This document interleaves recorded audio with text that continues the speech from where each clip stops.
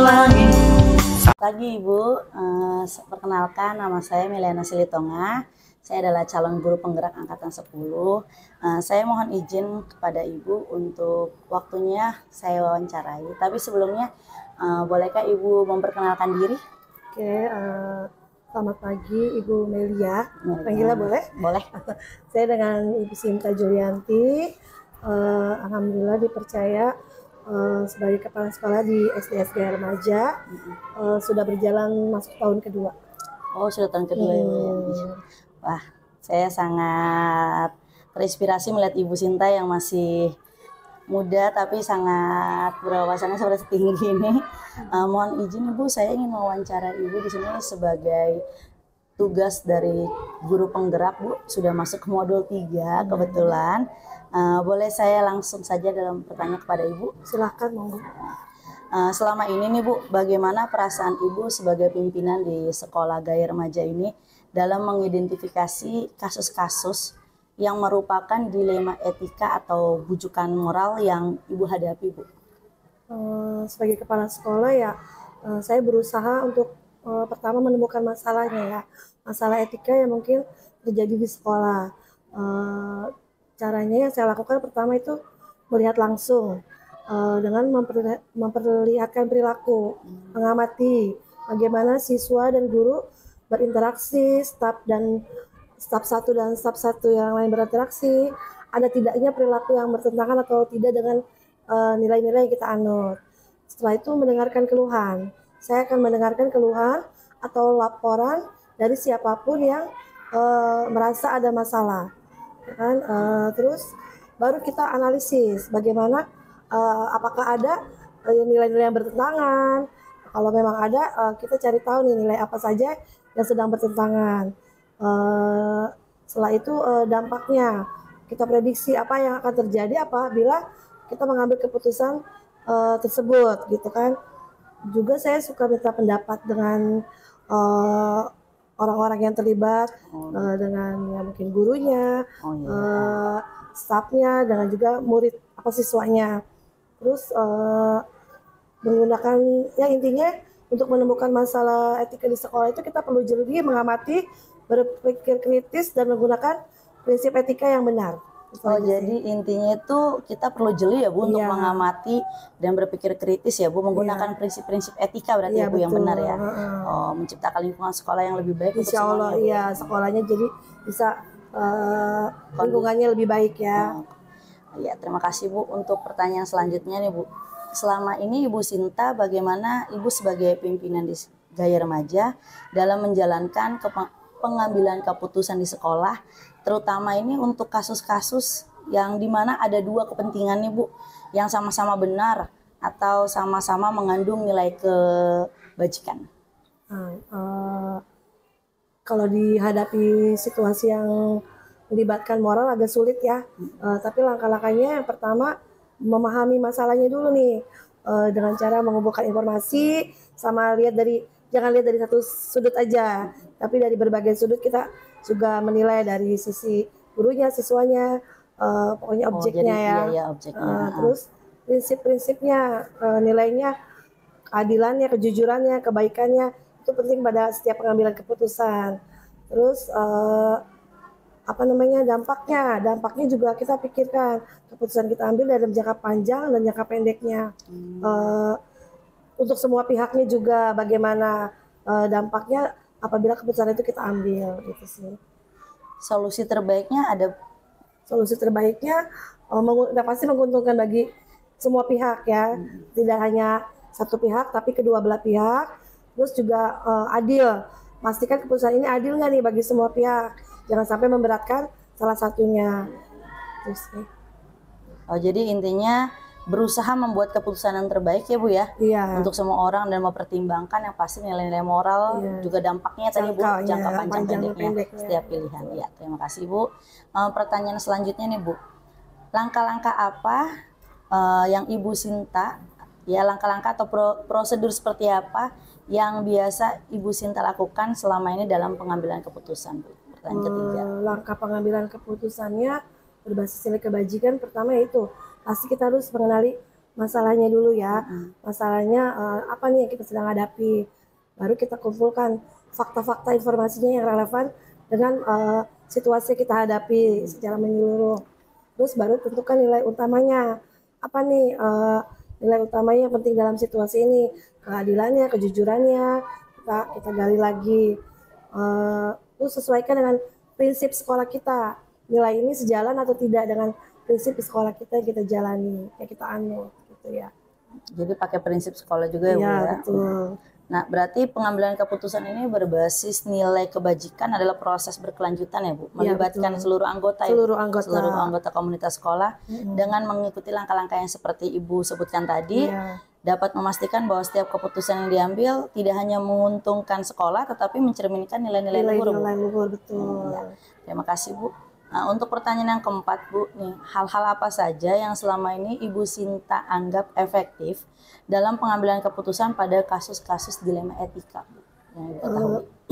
Langkah efektif dalam mengatasi dilema etika dalam pengambilan keputusan itu libatkan semua pihak ya, sejak guru, siswa, orang tua, staf untuk ikut serta dalam mengambil keputusan. Jadi bukan hanya keputusan di kepala sekolah saja, di guru saja atau di orang tua, tapi semuanya agar jadi pendapatnya kita dengarkan agar pendapat mereka tuh berharga ya. Terus open, jujur dan terbuka itu juga penting. Kita sampaikan informasi secara jelas kepada semua pihak. Tadi nilai-nilai juga yang keadilan, kejujuran tadi ya, sama aturannya. Apa nih aturannya udah pedomannya udah jelas belum nih dalam menghadapi situasi yang kita hadapi itu sih ya. Oh, jadi intinya kita harus melibatkan semua pihak ya, Bu ya. Semua pihak. Bertindaknya tuh yang pasti transparan ya, Bu. Transparan. Juga kalau memang masih belum cukup, kita bisa minta bantuan dengan yang lebih ahlinya seperti itu ya. Oh, jadi kolaborasi ya, Bu ya. Kolaborasi ya, betul. Bijaksana dan ada dalam menghadapi dilema etika ya, baik. Nah, selanjutnya nih, Bu, saya mau nanya hal-hal apa saja yang selama ini merupakan tantangan bagi Ibu Sinta dalam pengambilan keputusan pada kasus dilema-dilema etika, misalnya terhadap dalam pengambilan keputusan etika di sekolah? Seringkali kondisinya sulit ya kita untuk membuat keputusan ya antara guru, orang tua dan siswa. Nah, tantangan umumnya biasanya sih ya, itu dilema moral ya. Kita harus memilih dua nilai yang sama-sama penting, misalkan kejujuran atau belas kasihan sama anak ya. Kejujuran versus belas kasihan ya kan. Terus tekanan juga kan dari berbagai pihak. Orang punya pendapat sendiri dan merasa benar kan gitu. Yang ini merasa benar, yang ini merasa benar gitu kan. Kita juga harus menyeimbangkan antara keduanya sehingga berjalan baik keduanya ya harapannya. Terus informasi yang nggak lengkap, kita kadang setengah-setengah ya kan, informasi kita dapat itu juga bisa membuat keputusan yang kita ambil jadinya tidak tepat. Itu sih pengaruh pribadi juga kadang-kadang ya, perasaan kita mempengaruhi ya kan. Jadi terbawa ya, perempuan ya, lebih pakainya perasaan daripada logika seperti itu. Oh, banyak sekali itu, Bu, nilai-nilai kepemimpinan yang bisa saya ambil dari Ibu ini. Jadi menjadi kepala sekolah ini adalah pekerjaan yang menantang buat Ibu ya, Bu. Saya jadi melihat sulit ya, Bu ya. Jadi kita harus bisa membuat keputusan sulit seringkali dengan informasi dan yang terbatas, tekanan tadi ya, Bu, apalagi kalau bawa perasaan tadi ya, Bu. Dengan demikian kepemimpinan yang kuat, komunikasi yang baik, pemahaman yang mendalam tentang etika dapat mengatasi tantangan-tantangan ya, Bu ya. Membuat keputusan untuk yang sekolah terbaik ya. Konsistensinya itu ya. Iya. Terima kasih, Bu. Selanjutnya apakah Ibu Sinta memiliki sebuah tatkala atau jadwal, Bu, nih, jadwal tertentu dalam sebuah penyelesaian dilema etika? Apakah Ibu Sinta sebagai pimpinan di Gairah Remaja langsung menyelesaikan di tempat atau memiliki sebuah jadwal untuk menyelesaikan bentuk atau prosedur seperti apa, Bu Sinta bisa dilakukan biasanya? Tergantung masalah dan kondisinya ya. Kalau saya ya, balik lagi ya, Bu, masalah kondisinya. Tapi balik lagi kita ada langkah-langkahnya apabila memang situasinya rumit atau sulit, kita enggak langsung bertindak, tapi kita akan kumpulkan tadi informasinya lagi dari berbagai sumber ya kan. Terus kita tanyain pendapatnya, diskusi juga dari apa nih masalahnya gitu kan, kita bicara dulu orang-orang supaya tidak salah tadi dalam mengambil keputusan. Kalau masalahnya bisa diselesaikan saat itu, kita selesaikan saat itu. Tapi kalau memang agak rumit dan sulit, kita tidak bisa langsung ambil keputusan kan. Kita harus tanya dulu dari berbagai pihaknya, yaitu memahami masalahnya ya. Jadi lihat dulu masalahnya. Terus sama situasinya tadi yang saya bilang kan, penting masalahnya penting atau enggak nih, urgent harus kita tangani atau bagaimana. Kalau memang kita tidak bisa menyelesaikan sendiri, kita ada bantuan guru kan, dewan komite ya kan, rapat darurat lah ya ibaratnya, cari solusi terbaiknya. Tadi diskusi ya kan, sama tetap balik lagi nilai-nilai tadi kita pakai lagi ya kan. Ya, Bu, ya. Penting situasinya, kejujuran segala macam itu ya. Berarti lihat situasi dan urgent atau tidak ya, Bu ya. Jadi dua-duanya Ibu lakukan ya, Bu ya, tergantung masalahnya apa. Berarti Ibu berusaha menyelesaikan masalah etika dengan cepat ya, Bu, dan adil ya. Juga transparan ya, Bu, karena melibatkan beberapa pihak ya, Bu ya. Ibu juga memastikan bahwa semua keputusan yang diambil sesuai dengan nilai-nilai yang diyakini. Iya, sangat baik sekali, Bu, jawabannya. Terima kasih. Selanjutnya, adakah seseorang atau faktor-faktor apa yang selama ini mempermudah atau membantu Ibu Sinta dalam pengambilan keputusan dalam kasus-kasus dilema etika? Kalau yang membantu atau dukungan dari saya yang pasti ya tim guru-guru saya ya, kayak remaja ya, yang tempat saya berdiskusi ya kan, terus komite ketua yayasan, karena kita kan dinaungi sama yayasan ya.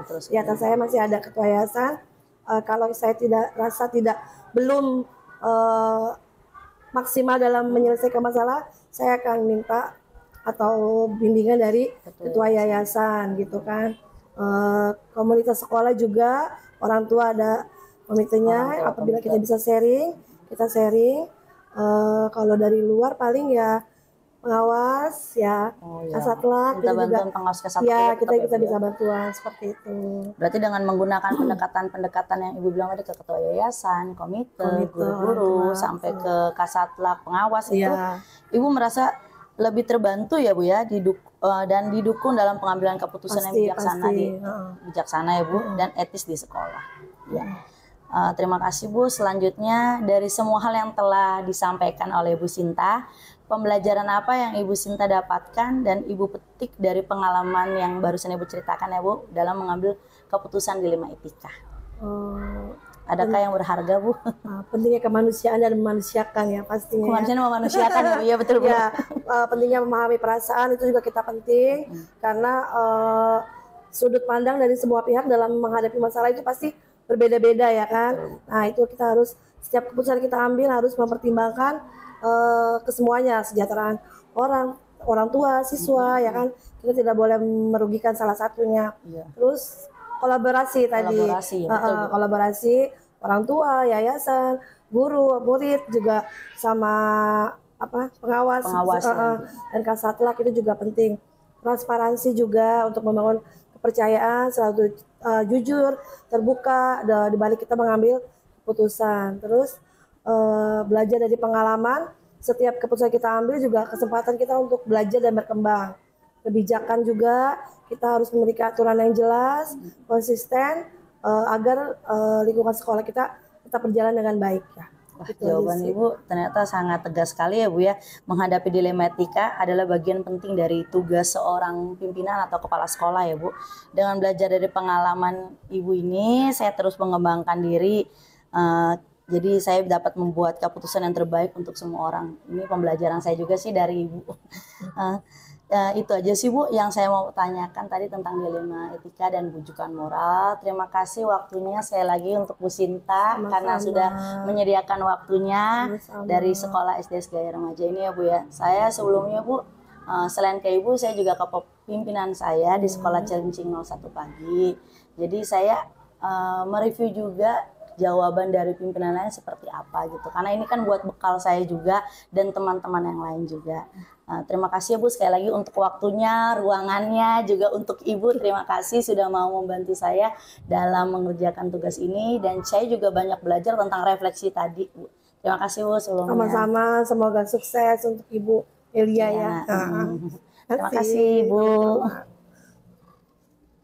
Sambutlah kami, sang pengubah negeri.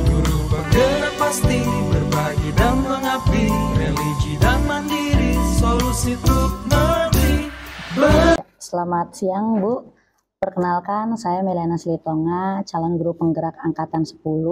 Saya di sini ingin meminta izin waktunya kepada Ibu untuk mewawancara Ibu. Tapi sebelumnya bersediakah Ibu untuk memperkenalkan diri Ibu?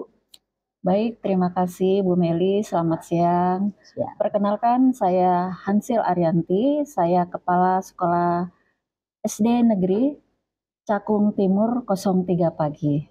Ya, terima kasih Bu. Sebelumnya saya ingin mewawancarai terkait hal-hal tentang kepemimpinan kepada Ibu Hansil. Yang pertama ini Bu, selama ini Bu Hansil, bagaimana Ibu sebagai pimpinan dalam mengidentifikasi kasus-kasus yang merupakan dilema etika atau bujukan moral yang Ibu Hansil hadapi? Ya, baik. Dalam hal kepemimpinan sekolah itu pasti ada kasus-kasus yang saya alami sebagai pemimpin ya di sini. Dan tadi kan Bu Meli bertanya dilema etika dan bujukan moral. Nah, hal itu memang dua hal yang berbeda. Untuk dilema etika itu yang kita hadapi itu kan berkenaan dengan benar dengan benar. Jadi di sini dihadapkan situasi yang sangat harus kita ambil keputusan mana yang paling tepat. Sedangkan untuk bujukan moral, di sini kita mengambil sebuah keputusan yang satu benar, satu salah. Nah, ini yang menurut saya agak lebih mudah ya, karena kita tahu yang salah dan benar itu yang mana, kita bisa langsung memutuskan. Dan kalau dilema etika, sama-sama benar dan benar, ini yang cukup sulit terkadang untuk kita putuskan. Jadi seperti itu untuk mengidentifikasi kasus-kasus, ada dua hal tadi ya, dilema etika dan bujukan moral. Jadi seperti itu ya Bu, dilema etika dan bujukan moralnya. Baik Bu, untuk pertanyaan kedua nih Bu, masih nyambung ya Bu. Selama ini bagaimana Ibu Hansil sebagai kepala sekolah atau pimpinan di sekolah dalam menjalankan itu pengambilan keputusan di sekolah, terutama nih untuk kasus-kasus di mana ada dua kepentingan Bu, yang sama-sama benar, yang tadi seperti Ibu katakan sama-sama benar atau sama-sama mengandung nilai kebajikan. Oke, yang ditanya dilema etika ya. Baik, kalau dilema etika kan tadi sudah disebutkan benar ketemu benar. Nah, di sini saya mungkin baru belajar ya. Ada hal-hal yang harus diperhatikan untuk dilema etika. Yang pertama mungkin saja kita akan memperhatikan ada 4 paradigma. Di sini kita harus melihat individu. Terus yang kedua ada rasa keadilan atau lawan dengan kasihan ya, seperti itu. Terus ada kebenaran lawan kesetiaan, terus berkenaan jangka pendek dan jangka panjang. Nah, itu harus kita perhatikan berkenaan dengan paradigma tadi. Seorang pemimpin jadi tidak bisa hanya kasihan saja, tapi ternyata di situ harus ada rasa keadilan yang harus kita terapkan. Selain berkenaan dengan paradigma, mungkin saya sudah beberapa membaca berkenaan ada prinsip juga apa yang harus kita lakukan untuk dilema etika ini. Di sini kita harus berpikir hasil akhirnya itu seperti apa. Terus yang kedua, selain hasil akhir kita juga harus mempertimbangkan tentang berorientasi pada peraturan yang ada. Prosesnya seperti apa, kita harus mengikuti peraturan. Dan yang ketiga, kalau berdasarkan prinsip ini, rasa peduli. Karena tanpa rasa peduli mungkin dilema etika ini tidak akan berjalan. Jadi rasa peduli, peraturan juga harus ya. Sampai harus kita perhatikan sampai hasil akhirnya seperti apa. Dan ada yang berkaitan dengan 9 pengujian keputusan nih. Kita harus melihat nih, mengenali nilai-nilai yang bertentangan itu apa, terus menentukan siapa saja yang terlibat, sampai nanti ada pengumpulan fakta yang relevan, pengujian kebenaran dan sebagainya. Jadi ada prinsip, paradigma dan 9 langkah keputusan. Jadi semua itu mempengaruhi ya Bu, pertimbangan-pertimbangan untuk dilema etika ya khususnya. Jadi selanjutnya Bu nih Bu, langkah-langkah atau prosedur seperti apa yang Ibu lakukan selama ini saat mengambil keputusan Bu? Ya, baik, langkah-langkahnya pertama saya akan melihat mengidentifikasi masalahnya apa dulu ya. Dan saya lihat masalahnya apakah ini termasuk bujukan moral atau dilema etika. Saya harus memetakan itu dulu. Nah, setelah saya temukan permasalahannya apa, setelah mungkin dilema etika atau bujukan moral, maka langkah selanjutnya menentukan tuh siapa yang terlibat di sini dalam situasinya. Khususnya kalau di sekolah siapa, guru, siswa, guru dengan guru dan sebagainya. Nah, setelah siapa yang terlibat, baru kita mengumpulkan fakta apa yang terjadi di lapangan, apa yang mereka lakukan itu kan ya. Karena nanti memang arahnya saya harus menentukan ini termasuk dilema atau bujukan moral. Nah, itu berkaitan dengan itu. Terus baru kita akan menguji setelah kita temukan fakta, di sini akan muncul apa? Pengujian ini benar nggak dari fakta yang ada itu kita uji ya. Maksudnya dia mengungkapkan dari kenyataan fakta ya, yang betul. ada. Ini benar atau tidak. Nah, setelah kita uji itu baru kita akan tahu ya. Nah, nanti barulah kita akan mencari penyelesaiannya. Ini berkenaan dengan prinsip resolusi ya. Di sini mencari kemungkinan penyelesaiannya, terus membuat keputusannya seperti apa dari yang sudah ada dari penyelesaiannya tadi, solusinya itu apa, terus kemudian setelah kita temukan solusinya, tentu saja kita refleksikan untuk menyelesaikan permasalahan yang ada. Kembali lagi ke refleksi lagi ya, Bu ya. Betul, seperti itu. Ya, baik Bu, pengambilan keputusannya berbasis nilai kebajikan tadi. Terima kasih. Untuk pertanyaan selanjutnya Bu, menurut Bu Hansil, hal-hal apa saja yang selama ini Bu Hansil anggap efektif dalam pengambilan keputusan pada kasus dilema etika? Kalau tadi kan Ibu sedang mengatakan, coba kalau yang sekarang Bu, yang efektif Bu dalam mengambil keputusan. Hal yang efektif tadi sebagian kecil sudah saya jelaskan tentang cara kita berpikir ya, resolusi kita berpikir, yaitu bagaimana hasil akhirnya. Kita harus berpikir sampai sejauh sana ya. Jadi kita udah harus sampai sejauh ya, Bu. Betul. Artinya keputusan yang kita ambil itu akan berdampak positif ya bagi yang bermasalah, ya kan? Terus semua itu kita harus berpegang teguh pada peraturan, pada proses peraturan, dan yang pasti kita harus memunculkan yaitu rasa peduli kita, gitu. Jadi memunculkan 3 hal itu yang paling efektif menurut saya. Jadi walaupun peraturan harus ada tetap rasa peduli ya, betul, ya, harus ada efektif dalam dilema etika. Ya, berarti Ibu melibatkan semua pihak juga ya? Ya, betul. Seluruhnya diskusi dengan para guru, pemangku kepentingan sekolah, dan hal-hal lainnya berkenaan dengan masalah yang ada. Ya, baik Bu. Selanjutnya, hal-hal apa saja yang selama ini merupakan tantangan dalam pengambilan keputusan pada kasus dilema etika? Adakah tantangannya Bu? Tantangannya ini karena dilema etika ini kan kebenaran dengan kebenaran ya. Iya. Terkadang kita yaitu memunculkan kadang-kadang lebih ke bujukan moral ya, langsung menjas, oh salah, dia benar gitu. Nah ini yang kadang-kadang belum kita terapkan. Nah mungkin di sini yang menjadi tantangan itu tadi. Tapi saya berusaha lagi, saya kembalikan kepada nilai-nilai yang saya pegang teguh tadi ya, bahwa kita harus mempunyai tadi prinsip dengan mempunyai aturan, langkah-langkah yang harus kita lakukan. Berarti Ibu berpegangan pada prinsip dan tetap ke peraturan ya Bu ya, langkah-langkahnya. Yang ya sudah ada, dan jangan lupa kita harus berkolaborasi ya dengan stakeholder sekolah. Artinya kita tidak bisa bekerja sendiri menerapkan itu. Harus berkolaborasi dengan stakeholder sekolah. Ya, terima kasih Bu. Selanjutnya, apakah Ibu Hansil memiliki sebuah tatkala atau jadwal Bu, ini jadwal tertentu dalam sebuah penyelesaian kasus dilema etika? Apakah Ibu sebagai pimpinan langsung menyelesaikan di tempat atau memiliki sebuah jadwal untuk menyelesaikan bentuk atau prosedur seperti apa yang bisa Ibu Hansil biasanya lakukan? Ya, tentu saja saya mempunyai program ya, dan saya di dalam program itu pasti mau tidak mau pasti akan ada permasalahan muncul. Untuk waktu sudah saya terapkan. Tapi terkadang kan permasalahan itu tidak muncul sesuai yang kita inginkan ya. Nah, tapi terkadang kan tidak sesuai. Nah, itu kadang-kadang sewaktu-waktu dan urgensi permasalahan itu. Tergantung permasalahan. Ya, tergantung permasalahan yang semakin mendesak ya semakin harus kita selesaikan. Jadi tidak membiarkan berlarut-larut gitu. Jadi lihat dulu topik permasalahannya ya Bu ya.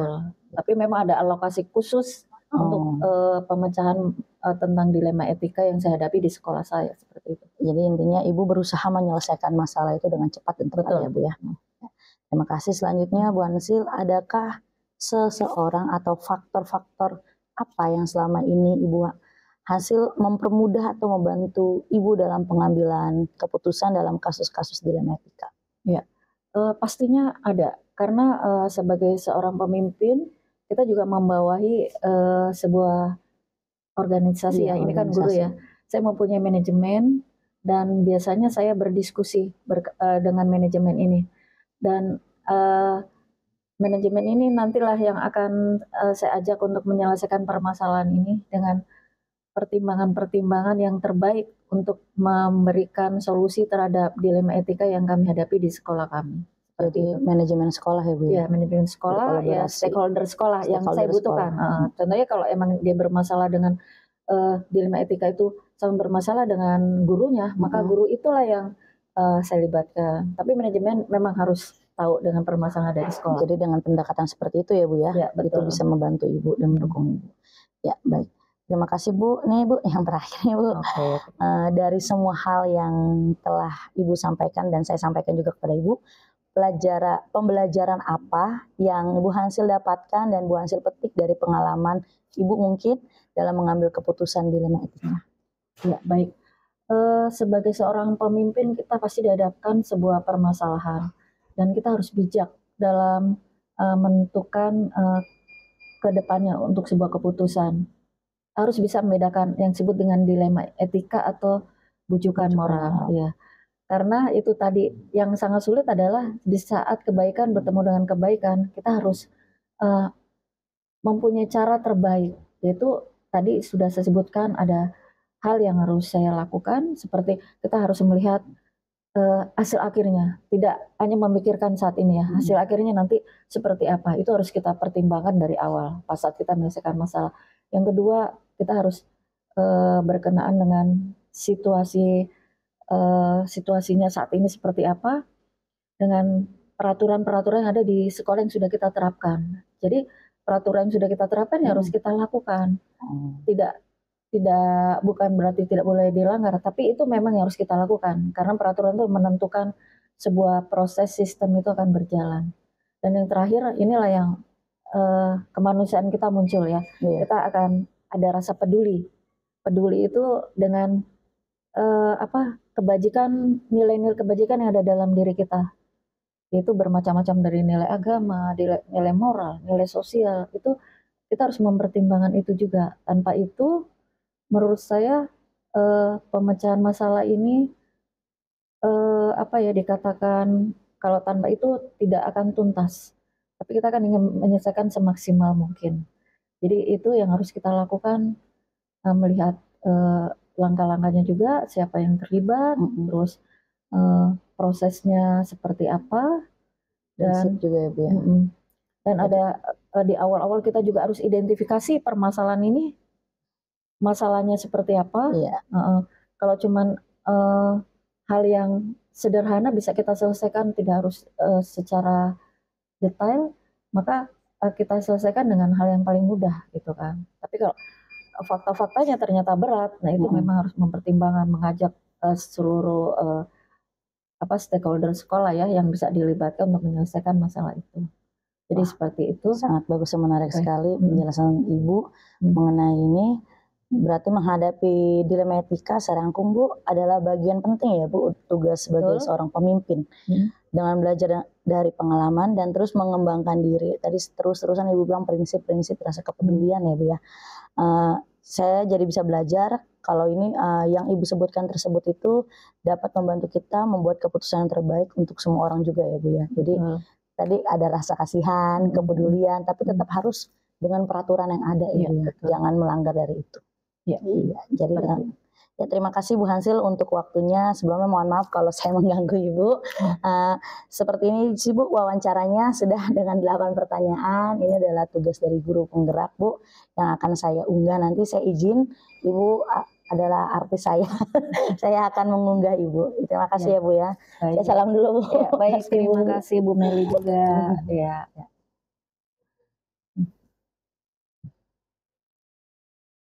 Bergerak cerdaskan bangsa, gotong royong dalam satu irama. Merdeka belajar siswa, cerdas dan berkarakter Pancasila. Bu Yuro, Ibu pasti udah kenal saya ya. Saya Melena Selitonga, kebetulan CGP Angkatan 10 Bu. Ingin mewawancarai Ibu selaku pimpinan saya di SDN Cilincing 01 Pagi.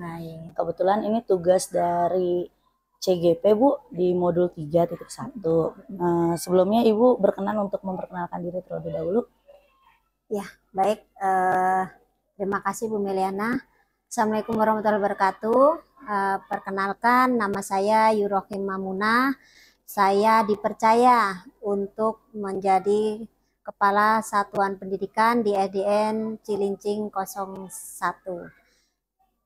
Bisa aja? Oh ya Bu, terima kasih. Ini Bu, saya ingin mewawancara Ibu mengenai tentang kepemimpinan kepala sekolah, moral dan etika Bu. Nah, saya lanjut ya Bu ke pertanyaan yang pertama ya Bu. Selama ini bagaimana Ibu Yuro sebagai pimpinan dalam mengidentifikasi kasus-kasus yang merupakan dilema etika atau bujukan moral yang Ibu hadapi? Ya, memang dalam suatu sekolah itu kan pasti ya banyak sekali permasalahan-permasalahan yang ada. Nah di sini kalau saya melihat itu permasalahan itu ada dua, yaitu berupa bujukan moral dan juga dilema etika ya. Iya Bu. Nah untuk bujukan moral ini tentunya kan di sini benar lawan salah ya. Nah di situ dalam situasi seperti itu saya dalam ini dihadapkannya itu saya harus bisa mengambil sebuah keputusan di antara benar lawan salah. Nah, sedangkan dalam dilema etika namanya dilema ya, jadi kita harus berpikirnya karena di situ ada suatu kebenaran melawan kebenaran melawan kebenaran, ya, ada kebenaran melawan kesalahan ya. Juga. Nah, di sini saya harus dapat mengambil sebuah keputusan di mana memang bertentangan. Nah itu merupakan dilema, namanya bertentangan dengan dilema ya. Nah itu saya tetap harus mengambil keputusan. Jadi ada dua tadi ya, antara bujukan moral maupun dilema etika yang memang harus saya keduanya itu harus saya mengambil keputusan dengan bijak tepat ya, dengan tanggung jawab. Oh ya. Baik Bu, pertanyaan selanjutnya.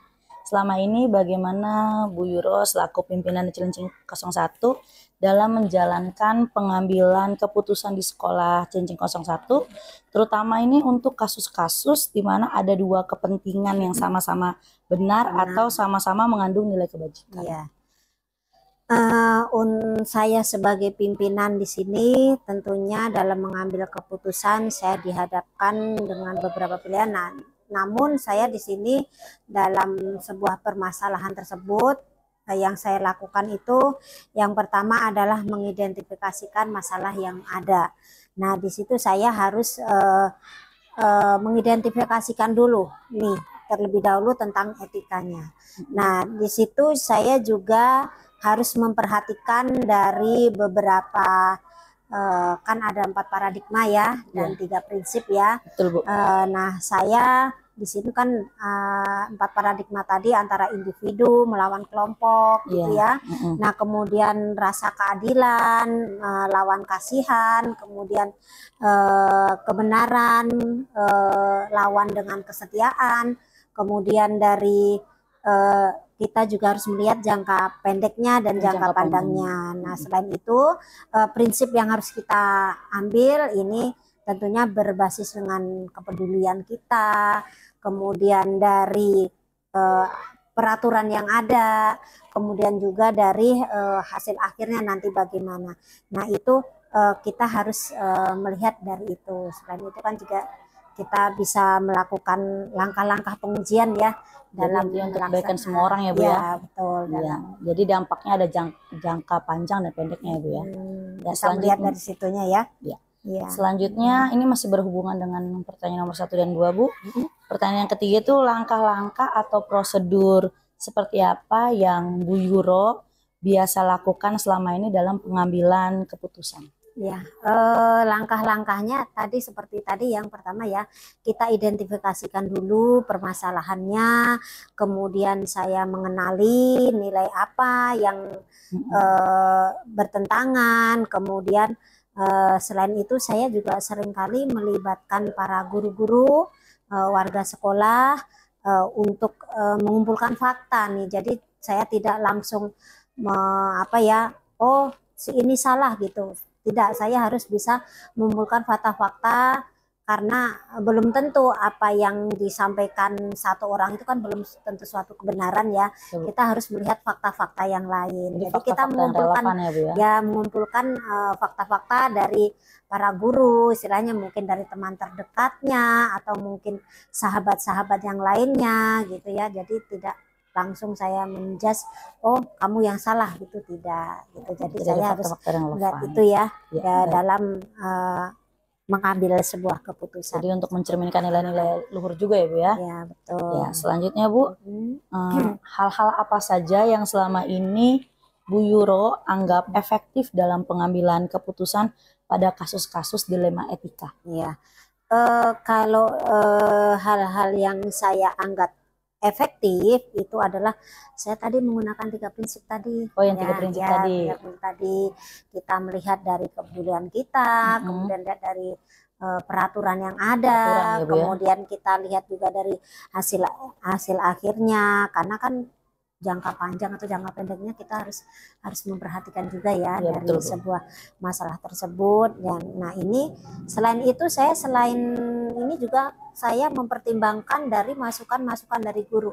Kita diskusi, kolaborasi ya Bu. Nah, kolaborasi dengan para guru, diskusi. Ini kalau ada masalah kita minta masukan kepada guru-guru. Kan tentunya biarpun saya selaku pimpinan kan saya tidak harus keputusan saya yang paling benar, tidak seperti itu. Jadi harus dimusyawarahkan ya istilahnya. Berarti melibatkan semua pihak warga sekolah ya Bu ya. Ya terutama itulah ya guru-guru di sekolah. Saya kesimpulan bahwa Ibu ingin bertindak transparan ya Bu, dan selalu memegang nilai-nilai luhur tadi seperti yang 3 prinsip tadi ya Bu ya. Kalau misalkan masalahnya tersebut memang tidak bisa saya atasi, tentunya kan saya punya pimpinan ya. Di atas pimpinan saya bisa tukar pikiran dengan pimpinan saya gitu kan. Jadi mungkin selama ini mungkin belum terbenak di pikiran saya harus bagaimana. Kalau misalkan kita diskusi dengan pimpinan yang mungkin lebih berpengalaman ya pasti ada jalannya, ada solusinya. Ya. Terima kasih Bu. Yang selanjutnya yang kelima, pertanyaan-pertanyaan apa yang selama ini merupakan tantangan Bu Yuro dalam pengambilan keputusan pada kasus-kasus dilema etika? Tantangannya kalau saya merupakan dilema etika ya di situ, karena saya di situ agak sulit. Kenapa? Karena itu menyangkut masalah sama-sama benar kan ya. Iya benar, sama-sama benar. Jadi tantangannya di situ. Jadi saya kalau seperti itu saya kembalikan lagi nilai-nilai yang saya pegang teguh, tentunya sesuai dengan aturan-aturan yang ada. Karena kan kita sebagai ASN itu mempunyai aturan-aturan ya dalam lingkup sehari-hari, dalam tugas-tugas kita kan pasti punya ada aturan-aturan yang memang melekat pada diri ASN tersebut. Jadi saya juga melihat dari aturan-aturan yang ada. Itu harus jadi pertimbangan juga. Oh, jadi aturan-aturan yang ada ya Bu ya? Ya. Baik Bu, selanjutnya apakah Ibu Yuro memiliki sebuah tatkala atau maksudnya jadwal tertentu dalam sebuah penyelesaian kasus dilema etika? Apakah Ibu Yuro sebagai pimpinan di Cilincing 01 ini langsung menyelesaikan di tempat atau memiliki sebuah jadwal untuk menyelesaikan bentuk atau prosedur seperti apa yang biasanya Bu Yuro lakukan? Ya, kalau dalam suatu sekolah misalkan ada suatu masalah. Saya sih tidak merencanakan ini harus selesai dalam 1 bulan misalkan. Gitu. Oh ini harus selesai dalam sekian bulan, harus selesai dalam sekian hari. Prinsip saya semakin cepat itu diselesaikan maka semakin baik ya, akan terpecahkan masalahnya. Jadi kalau menurut saya sih nggak harus membuat jadwal ya. Istilahnya kalau emang masalah tersebut berat, tentunya pokoknya kita harus segera menyelesaikan gitu. Kalau misalkan saya tidak bisa menyelesaikan, kan tadi saya sampaikan bahwa saya itu mempunyai atasan gitu ya. Iya, jadi saya tetap berkolaborasi dengan pimpinan saya. Berarti jadi nggak ada harus ada alokasi khusus waktu ya. Gitu. Berarti saya simpulkan ya Bu bahwa Ibu ingin menyelesaikan masalah tentang etika ini dengan cepat ya Bu, nggak pakai waktu. Jadi Ibu cepat tapi transparan gitu ya Bu ya. Lebih cepat lebih baik, lebih kan cepat, namanya masalah nggak boleh dilama-lamakan. Iya, nanti berlarut-larut ya Bu. Iya, berlarut-larut malah nggak selesai-selesai. Ya, selanjutnya Bu, adakah seseorang atau faktor-faktor apa yang selama ini mempermudah atau membantu Ibu dalam pengambilan keputusan dalam kasus-kasus dilema etika?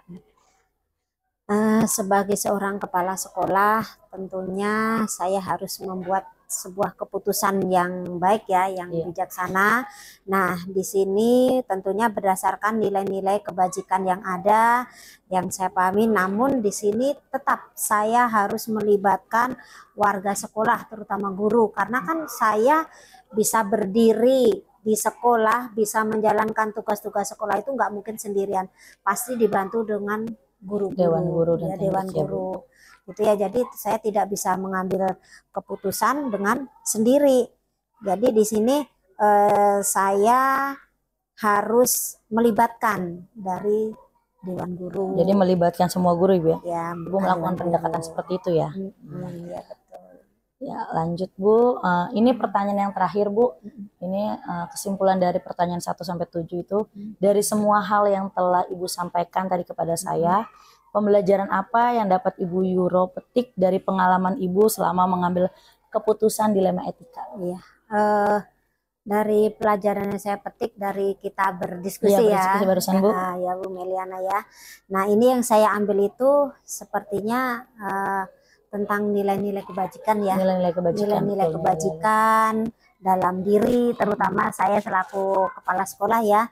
Kemudian prinsip dalam mengambil keputusan gitu ya, itu yang kemudian dalam paradigma berpikir tadi yang ada 4 tadi. Kemudian langkah-langkah yang harus saya lakukan saat mengambil keputusan. Nah, itu adalah yang saya temukan dari percakapan kita ini ya.